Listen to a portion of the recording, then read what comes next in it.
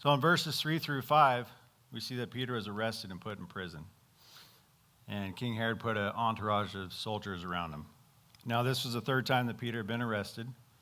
First 2 times were by the high priest. In Acts chapter 4, he was arrested, flogged, and then released. And then in Acts chapter 5 is the second time when he was arrested, he was released by an angel of the Lord. So I'm sure King Herod knew this, had this information, and so he was thinking, I better put some extra guard duty on Peter. So we'll have 4 at all time, 2 next to him, 1 neck on each side of him chained, and then 2 stand outside to guard him. And King Herod forgets that this is the same God that parted the Red Sea. You know, this is the same God that was with Shadrach, Meshach, and Abednego in the fire. And this is the same God that with an army of 300 defeated 135,000. Now, scholars believe that King Herod was doing all this to gain favor with the Jewish leaders.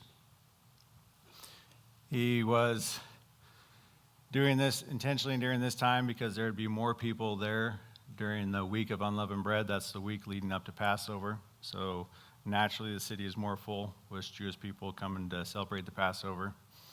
And also just to make a statement of his power and who he was. We see in verse 5, though, Herod misses something else. It says, but prayer was being made earnestly to God for him by the church. Now, that's an interesting word, the word but.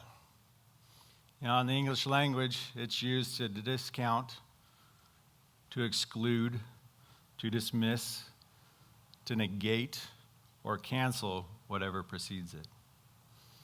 So essentially, whatever has been said prior to the word but is erased. Now, in Bible college, I had a teacher down there, Brother Richard. He described the word but in this eloquent fashion.